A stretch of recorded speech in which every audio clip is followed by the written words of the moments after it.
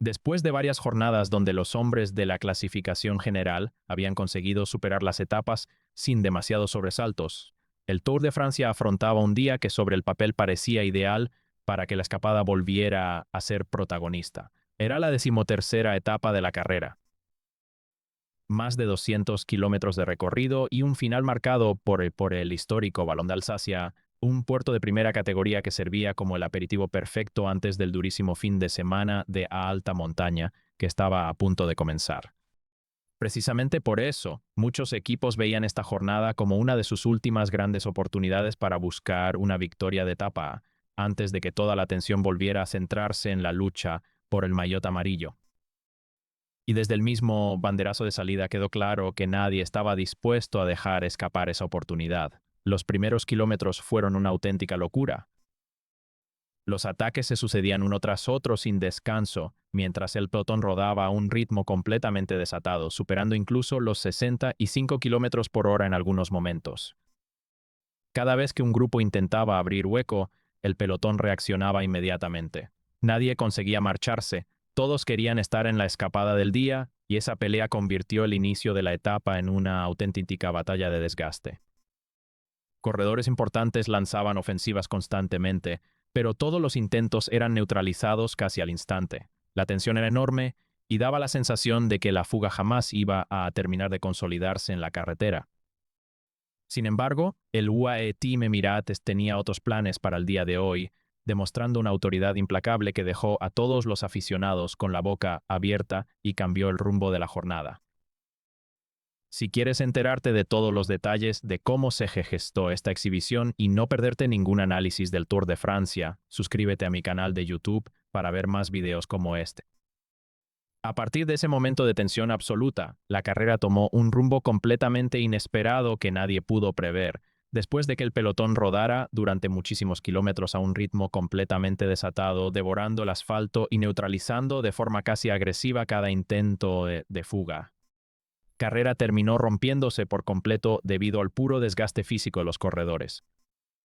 Primero consiguió abrir un hueco considerable un grupo muy numeroso de aventureros. Poco después, aprovechando un momento de duda en la parte delantera del gran grupo, un segundo bloque repleto de nombres importantes logró conectar con la vanguardia. De repente, lo que había comenzado por la mañana como una sucesión interminable de ataques desorganizados, terminó convirtiéndose en una escapada gigantesca de cerca de 60 corredores.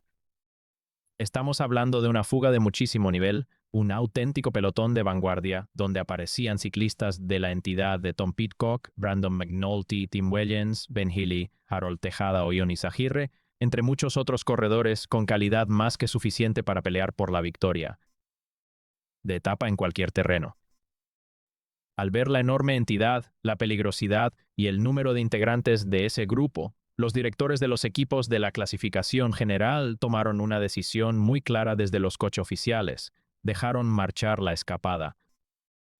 La diferencia entre ambos grupos empezó a crecer de manera exponencial y sumamente rápida hasta superar la barrera de los 7 minutos. Esta tregua en el gran grupo era una señal evidente de que las escuadras que cuidan a los favoritos preferían reservar hasta la última gota de fuerzas para lo que a punto de llegar en el fin de semana. Sin embargo, lo que muchos interpretaron como un momento de relajación para el UAE Team Emirates se convirtió en el escenario perfecto para ejecutar una toma de control absoluta y silenciosa. Mientras la fuga empezaba a soñar con disputar la victoria de etapa en los kilómetros finales, en el grupo principal reinaba una calma tensa. Tadej Pogačar e Isaac del Toro permanecían completamente tranquilos, protegidos por el calor de sus compañeros, y sin entrar en una batalla de desgaste que no les aportaba absolutamente nada en ese momento de la jornada. Porque el verdadero objetivo del UAE no estaba ese día en levantar los brazos en la línea de meta ni en gastar hombres persiguiendo una escapada masiva que no ponía en peligro el liderato. Su prioridad era mucho más importante y estratégica: conservar energías vitales, proteger el maillot amarillo de Pogačar y llegar con las mejores piernas posibles al gran fin de semana de montaña que podía empezar a decidir definitivamente este Tour de Francia. Mientras la enorme escapada seguía aumentando su ventaja en la llanura, la etapa empezó a dividirse claramente en dos carreras completamente diferentes y con dinámicas opuestas. Por un lado, casi 60 corredores luchaban a tumba abierta por la gloria individual de la victoria de etapa. Por el otro, los grandes favoritos al Tour pensaban únicamente en la clasificación general y en no cometer un error fatal. En ese escenario de duplicidad táctica, el UAE Team Emirates volvió a demostrar por qué está controlando esta edición del Tour de Francia con una autoridad casi insultante. Lejos de caer en la tentación de ponerse nerviosos o de perseguir la fuga por el simple hecho de figurar, el equipo entendió perfectamente que aquella batalla del llano no era la suya. Además, contaban con una ventaja estratégica tremenda. Dos de sus hombres más importantes, Brandon McCandate y Tim Wellens, habían conseguido meterse con total libertad en la escapada gigantesca.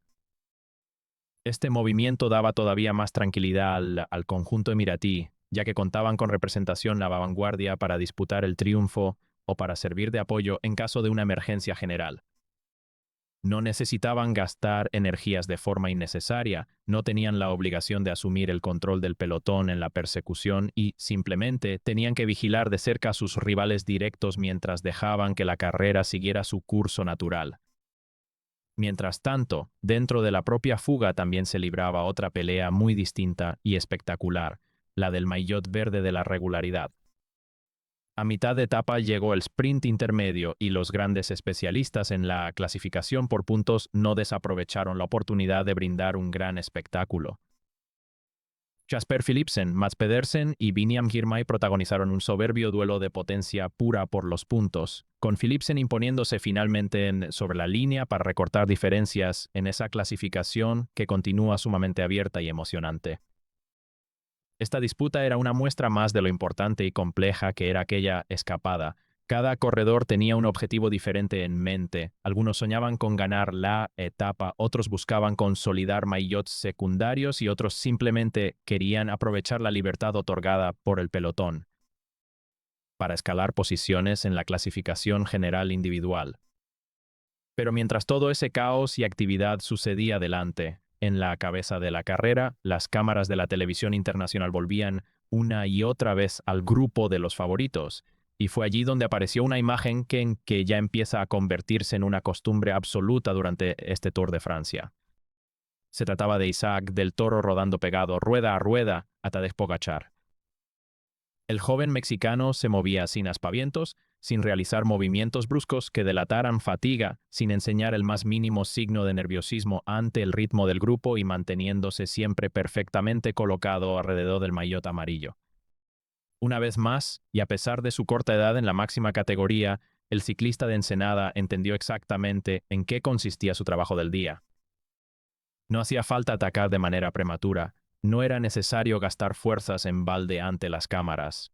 Solo había una misión sagrada: proteger a Pogačar, hacerle el camino lo más cómodo posible y mantener la situación bajo un control absoluto hasta que llegara el momento decisivo del día. Ese momento de la verdad tenía nombre propio y un perfil temible: el Balón de Alsacia, el primer puerto de primera categoría de esta nueva fase del Tour. Una subida histórica que, aunque sobre el papel no parecía suficiente para romper la clasificación general de forma definitiva, sí iba a servir como un examen de conciencia brutal para comprobar quién llegaba realmente con buenas piernas antes del gran fin de semana de alta montaña. Y fue allí, en las primeras rampas de ese coloso histórico, donde la carrera de los favoritos iba a empezar a cambiar por completo bajo el yugo del UAE. Después de muchos kilómetros de relativa calma y control estratégico en el pelotón principal, llegó finalmente el momento que todos los directores deportivos y los aficionados estaban esperando con expectación: las primeras rampas del Balón de Alsacia. Este no era un puerto cualquiera. Se trataba del primer gran coloso de primera categoría en este tramo del Tour de Francia, una subida mítica, aunque todavía no formaba parte de las cumbres más elevadas y salvajes de la carrera, estaba destinada a funcionar como un termómetro implacable, medir el estado de forma real de los principales favoritos antes de afrontar el durísimo e inminente fin de semana de alta montaña. Y tal como dictaba la lógica de la gravedad y el esfuerzo físico, en cuanto la carretera comenzó a inclinarse de verdad hacia el cielo, la gigantesca escapada de 60 corredores empezó a romperse en 1000 pedazos de manera inmediata. Los velocistas puros y los rodadores más pesados, que habían sobrevivido con astucia y valentía durante toda la jornada en el llano para disputar los puntos del sprint intermedio, fueron perdiendo el contacto con la rueda delantera uno tras otro. El goteo de ciclistas rezagados era constante y doloroso. Aquel enorme grupo que había dominado la mitad de la etapa se redujo rápidamente en cuestión de un par de kilómetros, hasta quedar compuesto únicamente por los escaladores más puros y por aquellos corredores que todavía conservaban opciones reales y piernas lo suficientemente frescas para luchar. La prestigiosa victoria de etapa. Fue en ese preciso instante de selección natural cuando apareció uno de los grandes nombres propios del día en la vanguardia, el británico Tom Pidcock. Lejos de conformarse con mantener un ritmo de espera o aguardar al desenlace natural de la subida para jugársela a los metros finales, el corredor de Ineos decidió que había llegado el momento de pasar a la ofensiva total. Con una determinación absoluta, Pidcock empezó a lanzar una serie de aceleraciones secas y violentas con el objetivo de seleccionar todavía más el grupo de cabeza. Una y otra vez cambiaba el ritmo sobre el asfalto, una y otra vez obligaba a sus rivales directos de la fuga a exprimirse al máximo y a sufrir para no perder su estela. Su intención estratégica era sumamente clara y ambiciosa. Quería destrozar la escapada por completo, marcharse en solitario hacia la cima y consolidar una ventaja que le permitiera cabalgar en solitario hacia la línea de meta. Sin embargo, por mucho que lo intentó y a pesar de la indudable calidad de sus demarrajes, nunca consiguió abrir un hueco verdaderamente definitivo. Siempre aparecía algún corredor con las fuerzas necesarias para responder a sus movimientos, manteniendo la incertidumbre y dejando la victoria de la etapa completamente abierta en la parte alta del puerto. Mientras esa espectacular batalla se libraba en la cabeza de la carrera, la atención de las motocicletas de televisión y de los directores de equipo también estaba firmemente puesta en lo que ocurría unos minutos más atrás, concretamente en el selecto grupo de los grandes favoritos a la clasificación general. Y fue justo ahí cuando la pendiente se endurecía y el cansancio acumulado empezaba a pasar factura a los gregarios de otras formaciones, donde Isaac del Toro volvió a dejar una impresión verdaderamente asombrosa y excelsa ante los ojos de todo el mundo. En ningún momento de la exigente ascensión dio la más mínima impresión de estar sufriendo o de rodar al límite de sus capacidades biológicas. No hubo un solo cambio de ritmo de los rivales que lo pusiera en apuros reales, ni una sola aceleración del pelotón que lo hiciera perder la rueda trasera del maillot amarillo. El joven ciclista mexicano subió el histórico Balón de Alsacia con una solidez y una facilidad pasmosas que volvieron a llamar poderosamente la atención de la prensa especializada y de los analistas en la cabina de transmisión. Se mantuvo en todo momento al lado de Tadej Pogačar, actuando como una sombra protectora y un escudo humano infranqueable, mientras otros corredores de muchísimos más galones y experiencia en el pelotón internacional empezaban a mostrar señales inequívocas de desgaste físico descolgándose poco por la parte trasera del grupo de elegidos. Ese rendimiento impecable del ciclista de Ensenada era exactamente lo que el UAE Team Emirates necesitaba para sentenciar la jornada con éxito. Gracias a su impecable labor de contención y al ritmo constante que impuso el bloque emiratí en la subida, la situación de la carrera permaneció bajo un control absoluto y milimétrico. La exhibición de fuerza colectiva fue de tal magnitud que neutralizó por completo las intenciones de los oponentes. Ninguno de los rivales directos por el podio de París se atrevió a lanzar un ataque serio o a ensayar un movimiento ofensivo de larga distancia. Ni Jonas Vingegaard, ni Remco Evenepoel, ni el propio Juan Ayuso intentaron moverse. Todos parecían intimidados por la solidez del UAE y preferían guardar sus energías, temerosos de sufrir un contraataque fulminante, eligiendo esperar a las verdaderas y monumentales etapas de montaña que estaban marcadas en el calendario para las próximas fechas. Esta parálisis táctica de los rivales permitió que Pogačar e Isaac del Toro gestionaran la totalidad de la ascensión al Balón de Alsacia con una inteligencia y una madurez táctica envidiables. Rodaron sin aceleraciones innecesarias, sin la obligación de gastar fuerzas de más ante las cámaras de televisión y simplemente limitándose a vigilar de cerca la posición de sus principales contrincantes, dejando pasar una jornada que, por perfil y kilometraje, podría haber sido muchísimo más. exigente y dañina de lo que finalmente terminó siendo para sus intereses. Pero mientras el staff técnico del UAE respiraba con total tranquilidad en los coches oficiales viendo cómo sus líderes coronaban el puerto sin contratiempos, en la parte delantera de la carrera la historia estaba a punto de dar un vuelco definitivo. Un pequeño y crucial momento de duda entre los perseguidores de la fuga a cambiar por completo el desenlace de la etapa, transformando la estrategia de la carrera en los últimos kilómetros de descenso hacia la meta. Superado el balón de Alsacia, la carrera entró de lleno en su momento más decisivo y vibrante. La escapada ya no era aquel grupo gigantesco y desorganizado que por la mañana había llegado a tener cerca de 60 corredores en la llanura. Ahora la carretera había hecho su selección natural y solo quedaban en la parte delantera los ciclistas más fuertes, aquellos que todavía tenían piernas, para luchar por una victoria de prestigio que podía cambiar por completo el balance de su Tour de Francia. En ese terreno quebrado hacia la meta, Tom Pidcock volvió a convertirse en el gran animador de la jornada, atacando prácticamente en cada oportunidad porque sabía perfectamente que llegar en un grupo numeroso al sprint final arruinaría sus opciones. Sin embargo, tanto desgaste en solitario terminó pasándole factura al británico, aumentando la vigilancia mutua y provocando un parón táctico por falta de entendimiento. A falta de unos 12 kilómetros para el final, Harold Tejada y Mauro Smith aprovecharon con astucia ese instante preciso de duda. No fue un ataque explosivo ni una demostración de fuerza bruta, sino un movimiento inteligentísimo y oportuno. Los dos corredores abrieron un hueco de unos pocos segundos mientras los perseguidores se miraban entre sí, esperando que otro equipo asumiera la responsabilidad de cerrar el hueco. Ese pequeño margen fue más que suficiente. Por detrás nadie consiguió ponerse de acuerdo, y aunque Pidcock intentó reorganizar la persecución con la ayuda de Brandon McNulty y Tim Wellens, la colaboración nunca fue lo suficientemente sólida para echar abajo la intentona. A medida que los kilómetros pasaban, la ventaja de Smith y Tejada seguía creciendo de forma definitiva. Los dos hombres de cabeza entendieron que no podían dudar, relevándose con generosidad hasta entrar juntos en el último kilómetro, donde todo se decidiría en un emocionante mano a mano. Fue en ese sprint final donde Mauro Smith demostró tener un punto más de velocidad y frescura.